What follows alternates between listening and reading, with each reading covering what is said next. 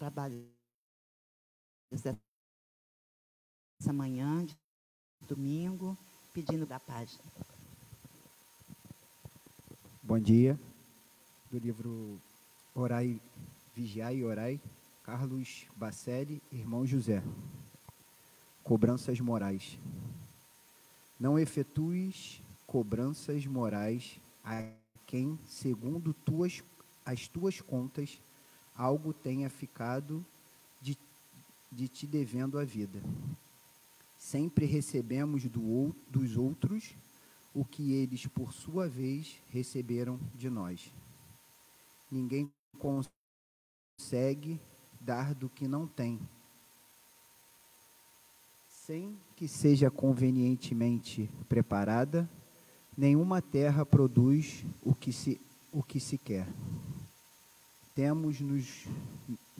Temos dos nossos semelhantes exatamente o que lhes temos reivindicado com as nossas atitudes. Não raro, somos nós mesmos que não correspondemos ao investimento que nos é efetuado. Espíritos indolentes, quase tudo queremos obter pela lei do menor esforço. Quem se queixa do que não recebeu, está querendo transferir responsabilidades pelo que não faz.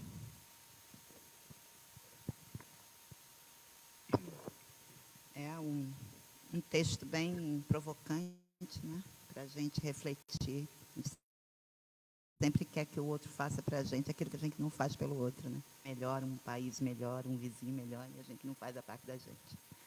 Então, vamos, dentro desse espírito de tentar nos melhorar, aqueles que desejarem fechar os olhos, vamos trazer Jesus para a nossa tela mental,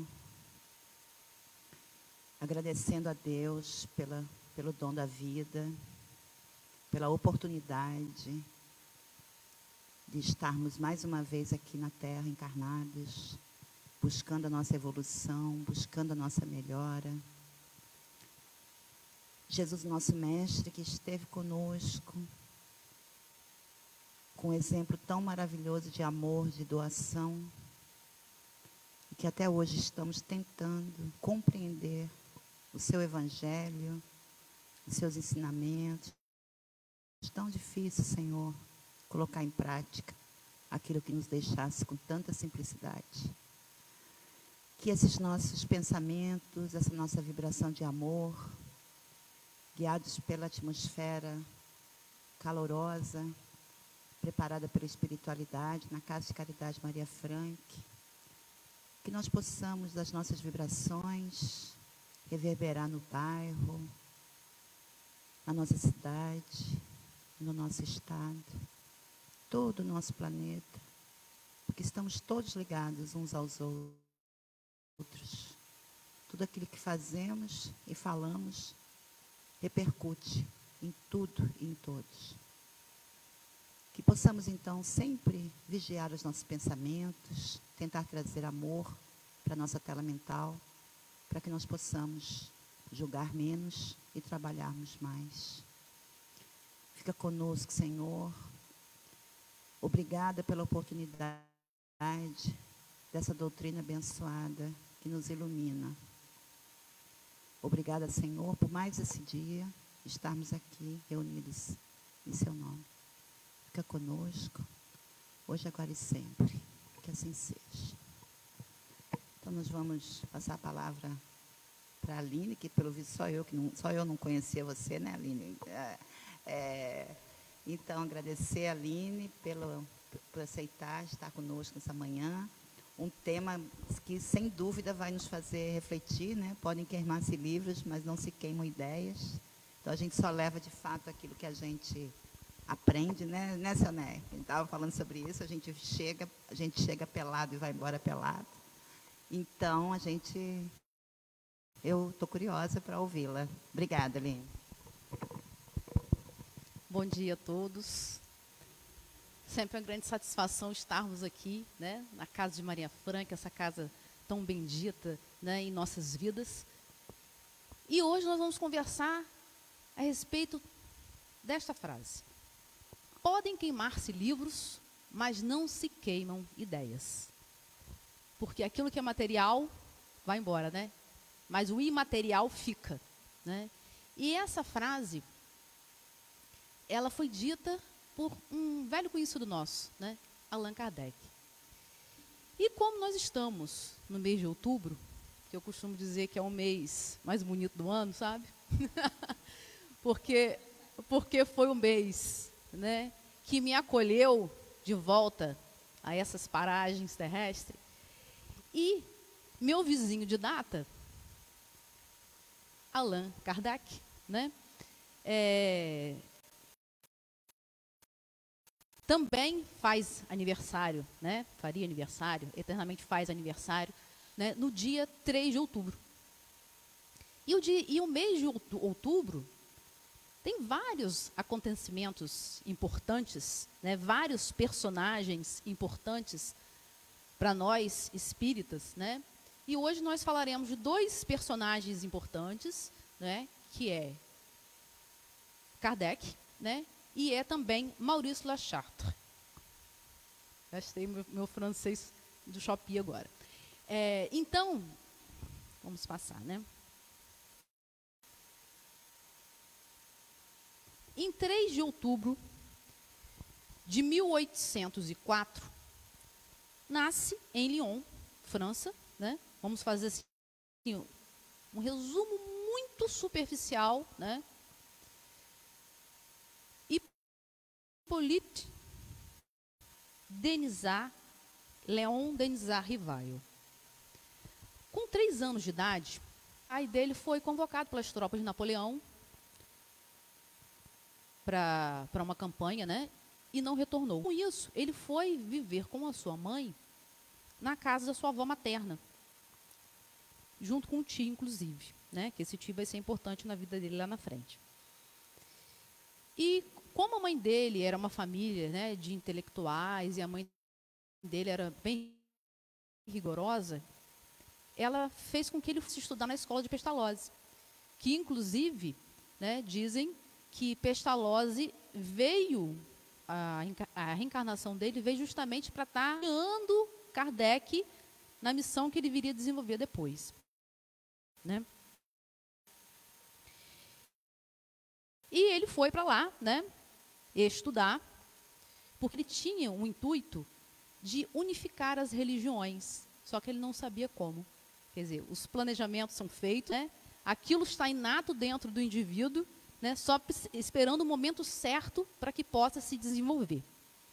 Então, ele foi para lá, para a escola de Pestalozzi, onde eles acreditavam que só a educação era capaz de mudar o ser humano, né? É uma coisa que eu também acredito. E, ao retornar a Paris, ele, como pedagogo, ele começou a lecionar em várias disciplinas. Ele era diretor de institutos de educação, escritor de livros, né? Tinha assim, uma vida acadêmica bem movimentada. Ele, junto com esse tio, né, montou uma escola de estudos profissionalizantes. Depois, mais tarde, ele conheceu a sua esposa, com quem casou, né, Amélie Gabrielle Goudet, que é um personagem também que às vezes a gente não fala muito, mas super importante, né, para a doutrina espírita. E, além da vida educacional, ele também se aventurou por outros negócios. Em 1839, ele fundou um banco de transações. O que era esse banco de transações? Era tipo um local de troca de mercadoria, né? Dada as dificuldades econômicas e financeiras, você podia ir lá e trocar mercadoria. E esse banco, ele fundou com Maurice Lachartre, que é esse outro personagem que nós vamos comentar mais à frente. E não só o banco, eles também tinham um jornal que eles falavam sobre a comercialização, sobre negócios e tudo mais. Em 1854, ele ouviu falar sobre as mesas girantes, né, sobre todos aqueles fenômenos que estavam acontecendo na Europa. Mas aquilo não chamou muita atenção dele. No ano seguinte, em 1855, ele foi assistir, né, a um evento na casa de uma sonâmbula. E aquele evento chamou muita atenção dele. E ele resolveu, então, se debruçar sobre aquele acontecimento, né, para buscar respostas científicas daquilo. Porque ele viu que toda aquela movimentação se dava por uma causa inteligente, né? Então, foi quando ele começou a estudar, né, a comparar as manifestações, né, e utilizar todo um método científico mesmo para aquela situação. E foi também, logo nesse período, que ele recebeu uma mensagem, né, do espírito Hahnemann, que era um médico idealizador da homeopatia, que ele tinha como missão codificar os ensinamentos trazidos, né, pelos guias espirituais, que seria, então, a codificação da nova doutrina que ora surgia, né, que era a doutrina espírita. Então, a partir desse momento, ele aceitou, né, essa proposta, né, essa missão, porque também poderia não aceitar, e caso ele não aceitasse, já tinha alguém para que pudesse ficar, né, no lugar dele, porque a gente não... Tudo é perfeito, né? Quando tem que acontecer, as coisas já estão preparadas para que aconteça, independente da nossa vontade ou não. Então, para evitar de influenciar, né, já que ele era um intelectual conhecido, influenciar as pessoas a respeito, né, dos estudos que ele agora começava a se debruçar, ele então assumiu, né, uma nova identidade. Começou a usar o pseudônimo de Allan Kardec, né, para tentar se manter no anonimato e não influenciar as pessoas, já que ele já tinha outros tantos livros publicados, né, nessa época. Então, a gente disse que a gente ia falar sobre dois personagens, né? O outro é Maurice Lachartre, que nasceu em 14 de outubro de 1814. Então, como a gente já viu, ele também, né, nascido na França, e ele era um ativista. Ele pregava a liberdade de expressão, ele afrontava o poder absolutista da igreja, né? Ele flertava com várias linhas ideológicas, e isso incomodava bastante, né? Então, a gente viu que ele já era conhecido de Kardec em 1839, já eram sócios, né?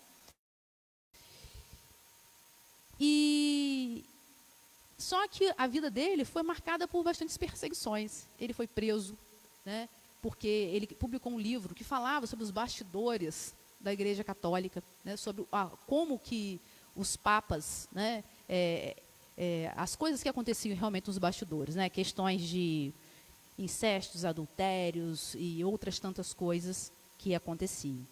Então, ele foi condenado à prisão, pagou a pena, depois ele lançou outros livros, foi condenado de novo, só que ao invés, dessa vez, dele pagar a pena, ele saiu da França e foi para a Espanha. E isso, ele foi se estabelecer em Barcelona.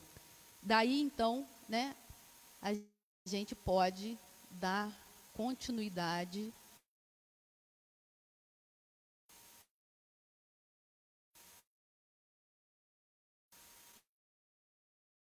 aos nossos... Então, os dois gestos, a gente relembrando.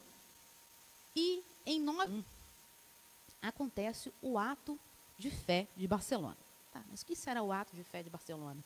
Será que era um momento que todos estavam ali contritos, demonstrando, né, a sua confiança, a sua fé inabalável em Deus? Né? Será que é isso que é o ato de fé de Barcelona? Mas para que a gente possa compreender melhor o ato de fé de Barcelona, só uma coisa que Kardec pediu que nós tivéssemos sempre em mente, né? Revista Espírita, novembro, tudo que a gente está falando está na Revista Espírita de novembro de 1861, dezembro de 1861 e agosto de 1862 e obras póstumas, né? Quem tiver curiosidade. Sobre o ato de fé de Barcelona, Kardec falou assim, espíritas de todos os países. Por que de todos os países? Porque aqui, já em 1861, o espiritismo já tinha alcançado muitos países, né, com a revista espírita.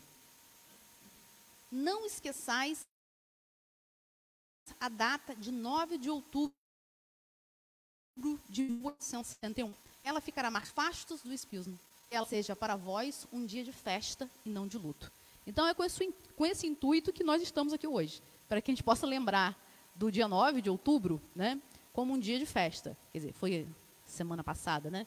E amanhã, inclusive, é aniversário de 200 e alguns anos de Maurício Lachar, que foi importante para a gente, né? E nós vamos entender por quê. Mas, para que a gente possa entender a respeito do auto de fé, nós vamos ter que sair do século XIX e voltarmos ao século XI, né? Inquisição, Tribunal do Santa Inquisição ou Santo Ofício.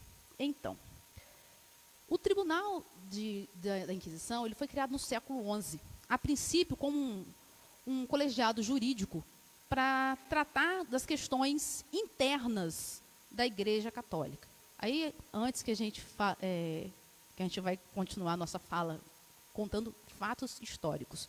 Nós não estamos aqui, em momento algum, atacando a igreja ou falando qualquer coisa. Nós estamos narrando o que a história nos diz, né? Então, foi criado no século XI esse tribunal, que a princípio era um colegiado, né, do clero jurídico para resolver as questões internas de heresia. Ou seja, aquele que pensasse diferente, né, era julgado por esse tribunal. Só que no século seguinte, o Papa Lúcio III, ele estende, deixa de ser apenas coisa interna e passa a abranger toda a população. Então, todos os que pensassem diferente, estava instituído pelo poder da igreja, né, era considerado herege. E assim convocava-se o tribunal da Santa Inquisição para que pudesse julgar aquele indivíduo. Ah, mas ele tinha direito à defesa? Não, né? Não tinha direito à defesa. Então, esse Papa Lúcio III, ele disse que todos aqueles que tivessem cargo público, barões, né, condes, todos esse alto escalão administrativo da época, deveria assumir a responsabilidade de cuidar dos hereges que fossem entregues pela igreja. Cuidar de forma muito carinhosa, a gente pensa, né? Mas só que não era bem assim. E quem não cumprisse a essa determinação seria excomungado, e ninguém queria ficar contra a igreja nesse período, né? Perderia toda a credibilidade comercial, quer dizer, minaria o indivíduo por todos os lados. A questão de comércio daquela localidade seria totalmente, vamos dizer assim, que é alvo, né, desse tribunal? Os pregadores de ideias religiosas, né, contrárias às ideias católicas, os postos feiticeiros, os bruxos, bem como os pensadores e cientistas, né? Por quê? Porque essas ideias ameaçavam a dominação do clero daquele momento histórico, né? E o tribunal, evidentemente, foi muito requisitado e muita gente, né, foi vítima, né, aspas, nesse processo. Olha o que o Papa Inocêncio IV falou em 1252. Ele fez uma convocação aos oficiais, aos chefes de Estado católico, em favor do cumprimento da Inquisição, dizendo: o chefe de Estado ou governador deve forçar todos os hereges que tenham custódia, desde que o façam sem o matar ou lhe quebrar os braços ou pernas. como verdadeiros ladrões e assassinos de almas e ladrões dos sacramentos de Deus e da fé cristã, para confessarem os seus erros e acusarem outros hereges que eles conhecem, e especificar os seus motivos, e aqueles que os alojaram e defenderam, assim como os ladrões e assaltantes de bens e materiais são levados a acusar os seus cúmplices e confessar os crimes que cometeram. Levinho, né? Pega lá, tortura. Então, onde o clero era mais ativo, onde o governo, a administração era católica, né, que estava subjugada ao entendimento da igreja, a tortura, não só física como psicológica, era muito presente, né? E aí nós temos a imagem. Faltou.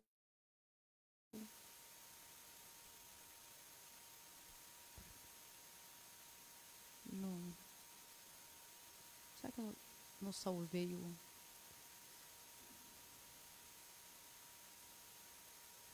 Eu acho que esse é o desatualizado.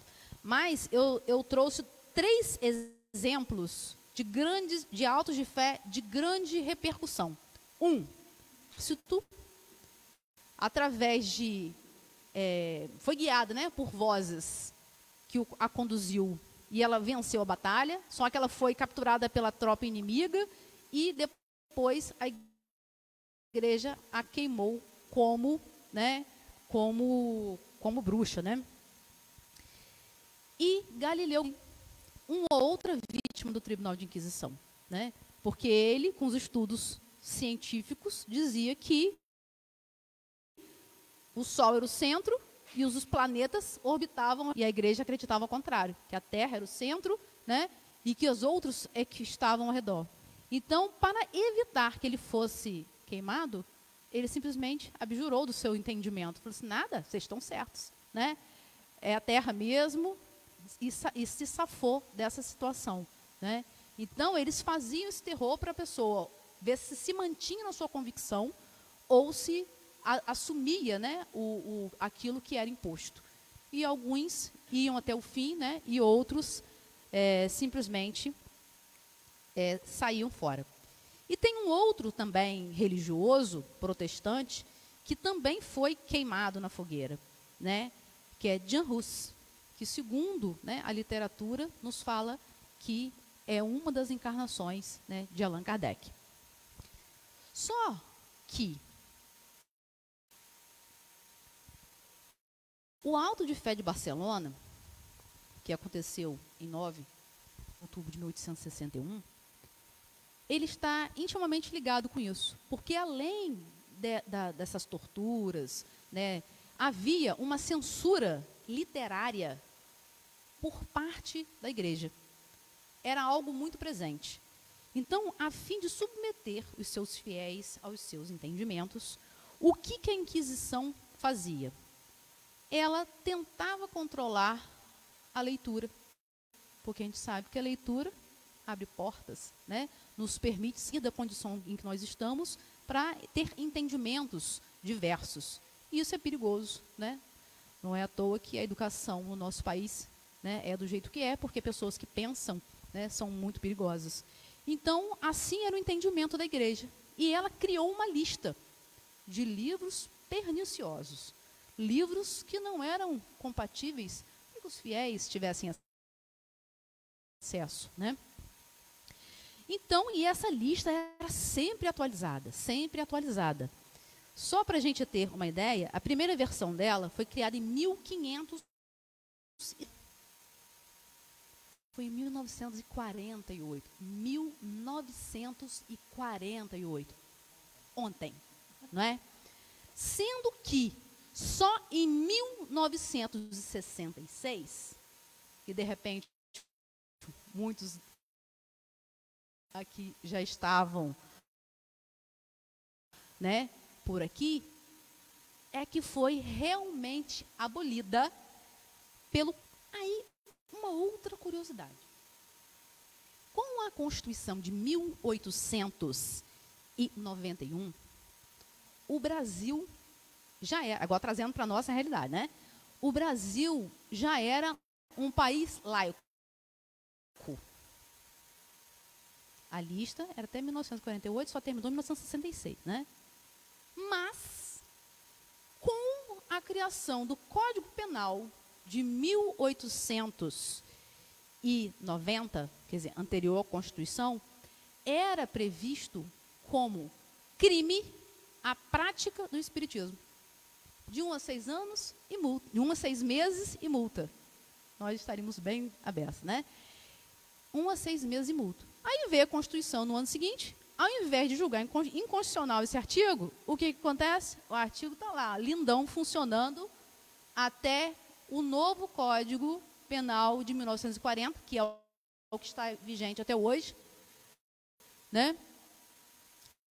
Retirar esse entendimento. Presos, né, tiveram multas e etc. e tal, porque estava atrapalhando, né, acusados de atentar contra a saúde pública, né? Por isso que os livros são perigosos, né? Porque se tivesse debruçado sobre a obra, ia entender que não tem nada disso. Ninguém está atentando contra nada. A gente só está tentando ser melhor, não do que os outros, melhor do que nós mesmos diariamente, né? Fechado o parênteses, vamos voltar ao Auto de Fé de Barcelona. Enfim, o que foi esse Auto de Fé, né? Não podemos esquecer que Kardec nos pede para lembrar como um momento de festa, né? Não vamos lembrar com tristeza, nem com nada disso. Mas só para a gente se situar melhor, a gente faz uma linha do tempo com a obra, né? Espírita. 1807, 1858, a Sociedade Parisiense de Estudos Espíritas, e o lançamento do primeiro volume, né, do jornal mensal, que a gente conhece como Revista Espírita. Aí, em 1861, Livro dos Médiuns. Mas em 1961 também a gente sabe que houve o Auto de Fé de Barcelona. Mas o que foi o Auto de Fé? Amigo de agora Allan Kardec, mas era amigo desde Hippolyte, mas amigo de Allan Kardec, estava na Espanha, porque corria o risco de ser preso, porque estava tentando contra o absolutismo da Igreja Católica, falando umas verdades que não eram aconselháveis para ser faladas, né? Ele estava onde? Na Espanha, especificamente em Barcelona. E como ele já conhecia Kardec, já conhecia sobre o Espiritismo, e ele, além de intelectual, de escritor, ele também era editor. E ele estava com uma livraria lá. Aí ele falou assim: Kardec, meu amigo, manda uns exemplares aí, para a gente já ir difundindo as ideias aqui, porque eu já andei conversando desde janeiro, eu já estou aqui, já andei conversando com a galera, o povo está interessado, manda aí. Kardec, então, nos diz: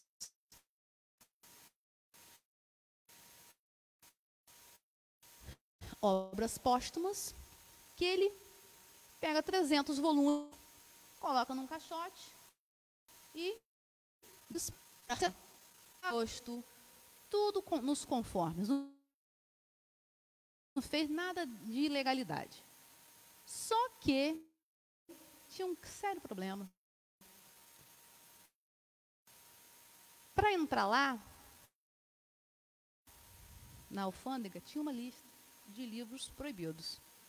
Não estava lá ainda, porque só foi para a relação em 1864. Remeteu os livros para o bispo, mas o bispo não estava lá. Aí alguém, guarda essa informação, alguém lá de confiança do bispo, foi dar uma olhada, né? Leu ali, viu, e não presta. O bispo não vai aceitar.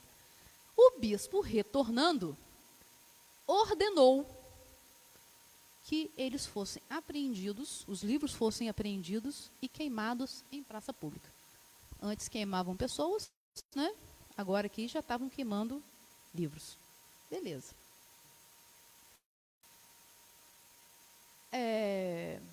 Aquilo gerou um frisson, né? O absurdo, porque não estava entrando ilegal, pagou o imposto, o sujeito que escreveu, coitado, tirava do bolso dele para estar imprimindo lá, produzindo os livros, ele achou um absurdo e queria, então, já que não serve, manda de volta. Olha a resposta. A resposta do nosso querido bispo, nem falei o nome dele, né? A Igreja Católica é universal. E sendo esses livros contra a fé católica, o governo não pode consentir que ele vá perverter a moral e a religião de outros países. Então, se não preste para a Espanha, não preste para lugar nenhum. Né? Então, vamos segurar ele aqui e não vamos devolver. E só aqui, Kardec achou aquilo um absurdo, o Maurício Lachart também achou um absurdo, até tentaram recorrer a algumas autoridades para devolver. Simplesmente, a negativa, né, foi geral. Mas, ele poderia ir a um patamar maior, né, da administração, poderia ir a um ministro de Relações Exteriores, alguma coisa assim, mas ele achou por bem, então, consultar o guia espiritual dele. Aí ele vai falar lá, né, pergunta ao Espírito de Verdade. Não ignora, sem dúvida, o que acaba de passar-se em Barcelona com algumas obras espíritas. Quererás ter a bondade de dizer-me se convirá prosseguir na reclamação para a restituição delas? O que o Espírito de Verdade responde para Kardec? Por direito, pode reclamá-las e conseguirias que te fosse restituída se te dirigisse ao ministro estrangeiro da França. Mas, Espírito de Verdade, ao meu parecer, desse auto de fé, resultará maior bem do que adviria da leitura de alguns volumes. O lucro vai ser muito maior do que alguém lendo 300 livrinhos, né? A perda material nada é a par da repercussão que semelhante fato produzirá em favor da doutrina. Deves compreender quanto uma perseguição tão ridícula quanto atrasada poderá fazer ao bem do progresso do espiritismo na Espanha. A queima dos livros determinará uma grande expansão das ideias espíritas e uma procura febricitante das obras dessa doutrina. As ideias se disseminarão lá com mais rapidez e as obras serão procuradas com maior avidez desde que tenham tudo bem. Não se preocupa com isso, né? Porque a males que vem para bem, você não está entendendo ainda, mas o negócio vai ser muito mais proveitoso do que você pode imaginar. Né? Então, a negativa do bispo de devolver as obras, né, por entendimento que se não serve para a Espanha, vai perverter o entendimento dos católicos da Espanha, vai perverter no mundo todo, né? Porque está atentando contra a igreja. Na realidade, não tinha nada a ver, nada disso. Então, esse aí é o nosso querido bispo de Barcelona, Antônio. Dom Antônio Palau e Ternens. Esse foi, né, um vulto importante para a difusão da ideia, né, da doutrina na Espanha. Então, assim nos diz a revista de 61. Hoje, 9 de outubro de 1861, às 10h30 da manhã, na esplanada da cidade de Barcelona, no local, prestem atenção do local, onde são executados os criminosos condenados ao derradeiro suplício e por ordem do bispo, Dom Antônio, desta cidade, foram queimados 300 volumes e brochuras sobre o espiritismo a saber. Aí a gente viu ali que tinha, né, o livro dos espíritos, né, o livro dos médiuns e alguns volumes já da revista espírita, né, porque desde 1858. Mas não foram apenas os livros de Kardec. Tinha outras pessoas que falavam sobre também. Então temos Revista Espírita de Kardec, a Revista Espiritualista de Perhart, Livro dos Espíritos, Livro dos Médiuns, O que é Espiritismo, Fragmentos de Sonata ditada pelo Espírito de Mozart, Carta de um Católico sobre o Espiritismo. Quando viram essa, então, ainda que aberração, né? Um católico. Né? Mas, aguardem. Se ele acha que for uma aberração, vamos aguardar. a história de Joana d'Arc, ditada por ela mesma, e a realidade dos espíritos demonstrada pela escrita direta do barão de Goldenstubbe. Assistiram ao auto de fé. Um sacerdote, com os hábitos sacerdotais, com a cruz numa mão e uma tocha na outra. Um escrivão encarregado de redigir a ata no auto de fé, o secretário do escrivão, o empregado superior da administração da alfândega, 3 serventes da alfândega encarregados de alimentar o fogo. Tinha que ter bastante gente para alimentar o fogo, né? Não podia sobrar nada. Um agente da alfândega representando o proprietário das obras condenadas pelo bispo. Uma inumerável multidão enchia a calçada e cobria a imensa esplanada onde se erguia a fogueira. Quando o fogo consumiu os 300 volumes ou brochuras espíritas, o sacerdote e seus ajudantes se retiraram, coberto pelas vaias e maldições de numerosos assistentes que gritavam abaixo a Inquisição. Várias pessoas a seguir aproximaram da fogueira e recolheram cinzas. Cinzas, pedaço de páginas queimadas, né? Inclusive, até enviaram para Kardec para que ele pudesse guardá-las, porque o entendimento, né, de todos já era esse sentido, que é para um negócio não dar certo, né? Guarde as cinzas porque serão necessárias para expor no futuro.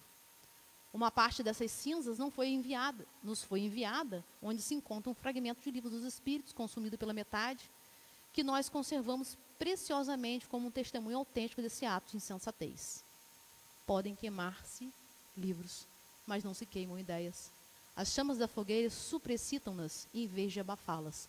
Quando uma ideia grande e generosa encontra milhares de corações prontos a aspirar por ela, as cinzas dessa fogueira vão fazê-las frutificar. Mas não é só na Espanha que se produzirá tal resultado. O mundo inteiro sem tirar suas consequências. Vocês lembram que eu falei que o bispo não estava presente quando os livros foram apreendidos, que alguém leu, né? Essas pessoas que leram malocaram vários livros, guardaram vários livros porque gostaram da ideia e se tornaram espíritas fervorosos, do alto escalão até inclusive ajudantes da rainha, de não sei quem, né? Então podem queimar-se livros, mas não se queimam ideias, né? Isso foi, quem nos disse foi Maurice Lacharte. Porque, cadê? Olha lá, as cinzas da fogueira surgiam radiante a ideia espírita. Os agentes do governo haviam desviado vários desses livros condenados às chamas e, possuídos pela curiosidade, quiseram conhecer a doutrina que havia excitado o fanatismo dos padres. A doutrina lhe agradou e eles mesmos se tornaram adeptos fervorosos do espiritismo. Todos os jornais de Barcelona e de Madrid se manifestaram contra esse ato de intolerância. As cortes e o Senado ressoaram discursos enérgicos contra as tendências católicas dos ministros e colocaram em destaque o auto de fé dos livros espíritas em Barcelona por vários anos. Os artigos dos jornais, os discursos dos deputados democráticos, dos senadores progressistas ajudaram poderosamente na propaganda do espiritismo. Então, aquele ato que aconteceu em um dia, né, reverberou por muitos anos, né, falando do absurdo que aconteceu, né, as pessoas que já tinham um entendimento mais ampliado da realidade, né, batiam sobre aquela tecla durante vários anos, e isso foi fazer com que aquela ideia permanecesse viva, né, porque quando se fala, se permanece viva.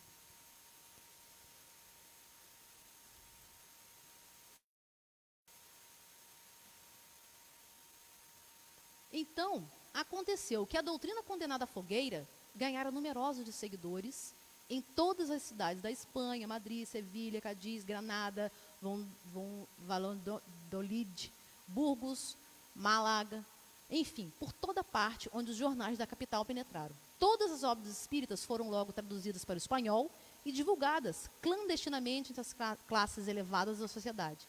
E na própria Madrid, na sala de estar do ministro da rainha Isabela, pastor Dias, foram realizadas sessões espíritas às quais assistiram padres, altas personalidades e vários dignatários da igreja.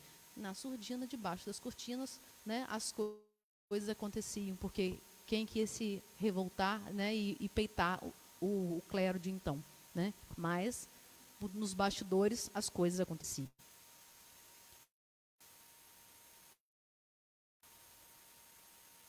Só que 9 meses depois,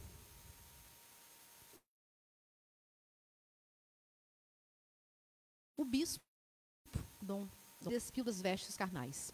Kardec foi comunicado, né, do falecimento dele por um dos correspondentes na Espanha. Ele foi enterrado com todas as pompas, né, costumeira dos trabalhadores da igreja, né?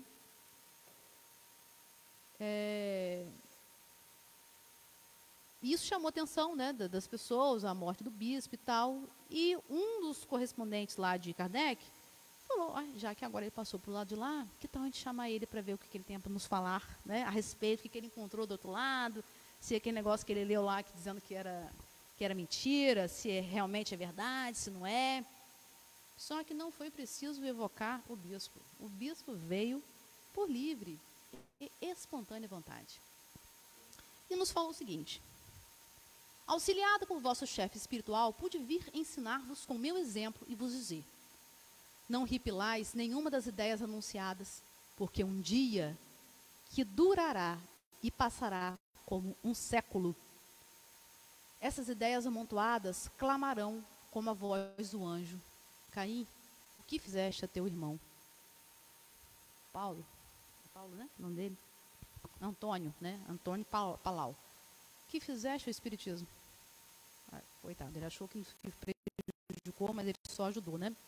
Mas a consciência, nosso grande juiz, fica ali, né? Que fizeste de nosso poder que devia consolar e elevar a humanidade? Quer dizer, ele como bispo, a função dele ali é levar o consolo, né? A palavra de Jesus para as pessoas, ao invés de fazer o quê? Perseguir, caçar, matar, torturar, né? Fogueira, pedrada e dentre outros requintes, né, que eram utilizados. Aí a gente busca na memória, né? O que acontecia com os primeiros cristãos? Jogado nos circos, os leões lá, né? O público lá tudo, veste de senador. Tira a veste de senador, bota a indumentária, né, de um representante religioso, mas o espírito que está ali, por muitas vezes era aquele senador, né, era aquele que estava lá liderando os cristãos de serem devorados. E agora, como cristão, continua devorando. Então, quando eu leu a mensagem inicial hoje, falando da necessidade de estarmos vigilantes, né, orai e vigiai, né, nós não sabemos quem fomos, graças a Deus, né? Por isso que temos que estar vigilantes, orando e vigiando os nossos pensamentos e os nossos impulsos, né, diante das ações do cotidiano, né? Porque dá para a gente ver, né? Porque faltou ali uma imagem que eu ia colocar do próprio auto de fé, né? Aquele tribunal enorme, aquela galera do lado, assim, aquela multidão, aquela plateia, o clero no meio, o indivíduo ali sendo massacrado, sendo chamado a atenção, mandando abrir mão daquilo que... E não, pá, e a galera... diferente do que acontecia com os primeiros cristãos, né? É isso. Aí o que continua falando o bispo. O homem que voluntariamente vive cego e surdo do espírito, como outros o são do corpo, sofrerá, expiará e renascerá para começar o labor intelectual que a sua preguiça e o seu orgulho levaram a evitar. E essa voz terrível me disse: queimaste as ideias e as ideias te queimarão. Orai por mim. Orai porque é agradável a Deus a prece que lhe é dirigida pelo perseguido em benefício do perseguidor.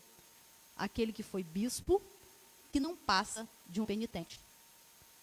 Espírita, perdoemos, agora já é Kardec falando, perdoemos-lhes o mal que nos quis fazer, porque não fez mal nenhum, né? Como quereríamos que nossas ofensas nos fossem perdoadas, e oremos por ele no aniversário do auto de fé. Aí uma curiosidade, né? Ele fala aqui que o indivíduo, né, que vive cego do corpo e tal, que depois ele vai renascer, né? E o Brasil tem muito a ver com o renascimento desse Bispo Antônio. Ele nasceu no Brasil, em Uberaba, no início do século XX. E, assistindo ao Pinga Fogo, ele conheceu a doutrina espírita, chorava copiosamente e se sentiu muito tocado. Amigo de Ivone, do Amaral Pereira, ele assinava em nome do pai a revista Reformador, leu a codificação toda e praticava dentro da igreja aquilo que ele aprendia, e inclusive era um médium de cura. Era considerado o pai dos pobres, dos doentes, uma coisa assim. Então, ele se entendeu como o bispo de Barcelona. Ivone também acessou essa memória, entendendo que ele realmente era. Emmanuel, Chico e vários outros vultos confirmaram, mas ele pediu que isso ficasse em segredo. E ele, só depois do desencarne, que isso foi revelado, né? Aí, uma época, falam, será que ele se questionou, será que eu devo deixar a igreja e assumir, né, a vida espírita? E Emmanuel disse a ele, mandou dizer, né, por intermédio de Chico, não sei, você no movimento é apenas mais um. Você dentro da igreja, você faz a diferença, né? Então, para a gente ver, e ele sofreu muito durante a encarnação dele, teve vários problemas, tinha que retirar as unhas por doença que ele tinha sem anestesia, sem nada, quer dizer, né, ação e reação, e isso aí não tem para onde correr, né? Então, muitas outras coisas para falar, mas tinha também as testemunhas que assistiram um ato de fé e que tiveram, né, grandes repercussões também, mas, como a hora já avançou, depois do acontecido, né, vários espíritos vieram se manifestar falando a respeito, e esse espírito, Dolet, um livreiro do século XVI, falou o seguinte: o amor da verdade deve sempre fazer-se ouvir. Tende certeza que as fogueiras apagar-se-ão por si mesmas. E se os livros são lançados ao fogo, o pensamento imortal lhes sobrevive. Tanto sobrevive que estamos aqui em 2024, né? Agradecendo todos os dias pela oportunidade de conhecermos a doutrina espírita, para que possamos ter um entendimento ampliado da vida, né, para que possamos melhorar cada dia, entender das responsabilidades que nós temos, que não é A, B, C ou D, que é responsável por nada, e nós mesmos, né, e assumir essa responsabilidade, né, e os nossos compromissos. Então é isso, né? Agradeço a todos.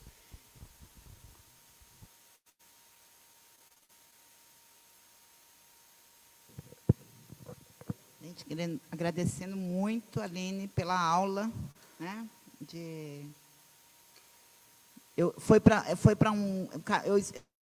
Eu imaginava um outro desfecho da tua aula, incrível, e me emocionei nesse final, você falando da reencarnação do bispo, assim, porque eu sempre me pergunto, né, onde nós estávamos, como você falou, a gente não sabe, mas perante essas barbáries, né, que aconteciam e ainda acontecem, né? A gente tenta se colocar onde eu estava nessa época, quem eu fui, né? De que lado da história eu estava. Provavelmente não era do lado bom, né? Provavelmente. Mas, assim, agora temos a oportunidade, né, de pelo menos tentar estar do lado certo, né? E para o nosso próprio entendimento, sem julgar o outro, né? Então, muito aprendizado, muito obrigada mesmo. Então, agora a gente vai passar para a segunda parte da nossa manhã de trabalho. Teremos nossa, lembrando a todos que, desde o momento que a gente adentra a casa, a gente já está sendo tratado, curado pela espiritualidade, que chega aqui bem antes da gente, né? E que a espiritualidade conhece as nossas necessidades e nos ajuda dentro do possível, né? dentro daquilo que é possível ser feito para tratar os nossos problemas emocionais, físicos, né, mentais. Mas mesmo assim, aqueles que ainda sentirem necessidade, aguardar que a gente vai chamar para a cabine de passe daqui a pouquinho. Então, a gente vai encerrar. Vou pedir para a Aline fazer a nossa prece de encerramento para nos inspirar mais um pouco. Obrigada a todos.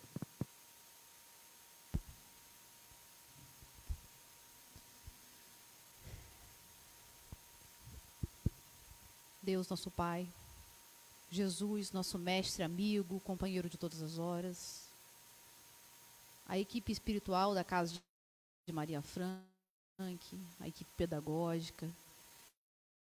Agradecidos estamos, Senhor, pela oportunidade de estarmos aqui reunidos em teu nome, refletindo a respeito da nossa história, porque é por meio dela que podemos construir um presente e um futuro melhor. Gratos pela oportunidade de conhecermos a doutrina espírita, gratos por todos aqueles que vieram antes de nós, desbravando, sofrendo todas as intempéries, as ignorâncias, os desentendimentos das mentalidades de então. E nesse momento, Senhor, pedimos a vós que energias benéficas possam recair sobre todos nós, nos fortalecendo, tratando nossas dores, sejam elas físicas, sejam elas psicológicas, sejam elas morais, nos dando força para enfrentarmos as nossas provas, as nossas questões. E que a semana que ora se inicia, Senhor, possa ser de muitas bênçãos para todos aqui presentes, para os companheiros que estão nos assistindo pelas redes sociais, bem como para todos os familiares. Fique conosco, Senhor, nos ampare, nos fortaleça, não só hoje, mas agora e por todo sempre. Que assim possa ser.